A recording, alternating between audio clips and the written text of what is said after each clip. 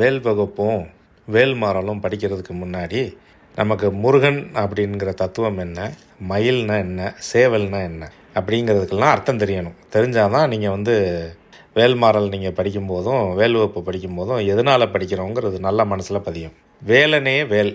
Well அப்படிங்கிறது well என்ற வினைச்சொல், அது நீண்டு வேல் அப்படிங்கிற பேர் சொல்லாகுது.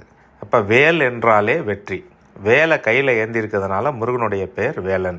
இந்த வேல் கந்தபுராணத்தில் என்ன சொல்கிறாங்க அப்படின்னா, பராசக்தி அவளுடைய சக்தி எல்லாத்தையும் அன்னை பார்வதி சேர்த்து எல்லா சக்தியும் சேர்த்து அறிவு, ஞானம், பொருள், இன்பம், திருவருட்சக்தி இந்த ஆறையும் சேர்த்து முருகனுக்கு ஒரு வேலா கொடுக்குறா.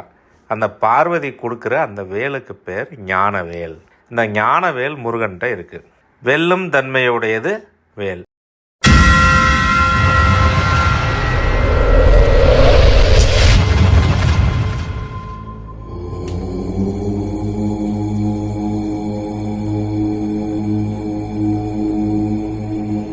அப்போ தன்னை ஏந்தியவருக்கு நிச்சயம் வெற்றியை தருவதால் அதற்கு வெற்றிவேல் அப்படின்னும் பேர்.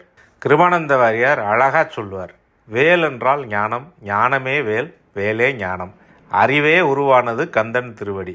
அப்போ அந்த அறிவு என்னன்னு அறியச் செய்கிறதே கந்தன். அப்போ அந்த அறிவின் இன்னொரு உருவம் தான் வேல். அப்போ அந்த வேலுடைய அமைப்பை பார்த்திங்கன்னா, நுனி கூர்மையாக, அப்புறம் அகலமாக, அப்புறம் திருப்பி கூர்மையாக கொஞ்சம் குறுகும். அறிவு ஆழமாக இருக்கணும், பறந்து இருக்கணும், கூர்மையாகவும் இருக்கணும் அப்படிங்கிறத சொல்கிறது தான் வேல். வேலின் அடிப்பகுதியும் ஆழமாக தரையில் ஒண்டியிருப்பாங்க. வேலின் இடப்பகுதி விசாலமாக இருக்கும். வேலுடைய நுனிப்பகுதி கூர்மையாக இருக்கும். அப்போ அறியாமை இருள் அகற்றி அறிவொளி அருள்வது வேல் ஆகிய திருச்சக்தி. அந்த வேலை வச்சு முருகன் சூரனை சூரசம்ஹாரம் செய்கிறார். அப்படி செய்யும்போது வேல் அழிக்கக்கூடிய ஆயுதம் மட்டும் கிடையாது, எல்லாவற்றையும் கொடுக்கக்கூடிய திரு அருட்சக்தி. அப்போ வேல் ஆக்கவும் செய்யும், அழிக்கவும் செய்யும். நம்மகிட்ட இருக்கிற அறிவை நமக்கு அறிய செய்கிற அறிவாக இருக்கிறதும் வேல்.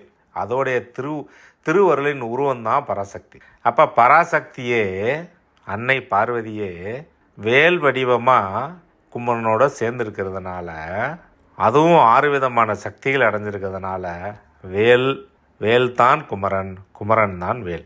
அப்போ வேலை கும்பிட்டா நம்ம வேலன் குமரனை கும்பிட்றதுக்கு சமம். இப்போ அடுத்து வேலை வச்சு சூரபத்மனுடைய உடலை பிளக்கிறோம். முருகன் பிளக்கிறார். பிளந்த உடனே ஒரு பாதி சேவலாகவும் இன்னொரு பாதி மயிலாகவும் ஆகுது. சூரபத்மனின் உடல் அதில் ஒரு பாதி தான் அப்படிங்கிற அகங்காரம், அதில் இன்னொரு பாதி எனது அப்படிங்கிற மமகாரம் அப்படின்னு சொல்லுவாங்க. அந்த மமகாரம் மயிலாயிடுது. தான் அப்படிங்கிற அகங்காரம் சூரபத்மனுடைய ஒரு பகுதி சேவலாயிடுச்சு. முருகனின் திருவருளால் சூரபத்மன் அழியாமல். இதில் முக்கியமான விஷயம் நீங்கள் பார்க்க வேண்டியது என்னென்னா, முருகன் எப்படிப்பட்ட அருளாளன் அப்படின்னா, எல்லா தெய்வங்களும் அரக்கர்கள் எல்லாத்தையும் கொன்றும். கிருஷ்ணன் கம்சனை கொன்றான். இப்படியே ராமன் ராவணனை கொன்றான்னே தானே படிச்சிருக்கோம். மகாபலி சக்கரவர்த்தி அவர் யாரை கொண்டார், அவரை கொண்டாரு. இந்த முருகன் சூரர்களை கொல்லவில்லை. பாருங்கள், சூரபத்மனை அவனை திருவருள் கொடுத்து, அருளை கொடுத்து, உடம்பை பிளந்து சேவலாகவும் மயிலாகவும் ஆக்கி கூடவே வச்சுக்கிட்ட. மயிலோட பெருமை என்னன்னா, பிரணவத்தின் தோற்றம் மயில். மயில் தோகையை விரித்து நின்றுச்சுன்னா உங்களுக்கு மயிலோட அழகில் அதோடைய நீல நிறம் தெரியாது. வானவில் மாதிரி இருக்க அதோடைய தோகைகள் தான் தெரியும். அது விரித்து நிற்கிற அந்த வடிவத்தை பாருங்கள். ஓம்னு நீங்கள் எழுதுகிற தமிழ் எழுத்து ஓம் மாதிரியே இருக்கும். வடமொழியில் எழுதுகிற ஓமை பார்த்துட்டு மயில் அப்படி இல்லைன்னு சொல்லக்கூடாது. முருகனுடைய மயில் ஓம் அப்படிங்கிற தமிழ் எழுத்து மாதிரி இருக்கும். சேவல் பிரணவ மந்திரத்தில், மயில் திரோதன சக்தி. அதாவது முருகன் நம்மளுடைய நல்வினை தீவினைக்கு ஏற்ப நம்ம உயிரை இயக்குறாரு.